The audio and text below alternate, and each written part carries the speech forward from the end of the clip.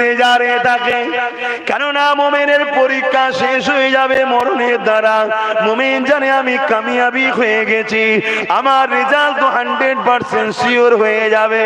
কেননা মুমিনের আবার চিন্তা কিসের?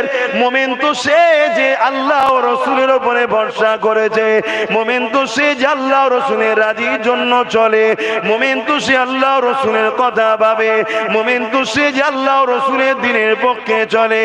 মুমিন জানে মৃত্যু হলে আমার পরীক্ষা শেষ হয়ে গেল, এবারে বিষয় আমার হয়ে গেল, আমার কামিয়াবি শুরু হয়ে গেল, আমার কবর থেকে শান্তি শুরু হয়ে গেল।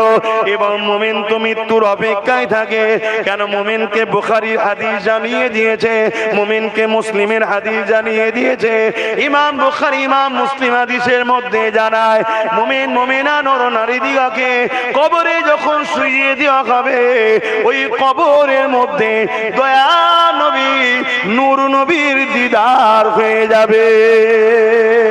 আরো জোরে বলুন সুবহান।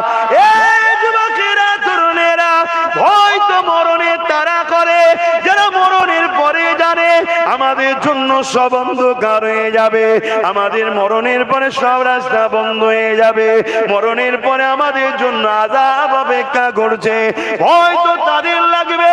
মৃত্যুকে কখনো মুমিন মুমিনারা ভয় করে না। আর আল্লাহ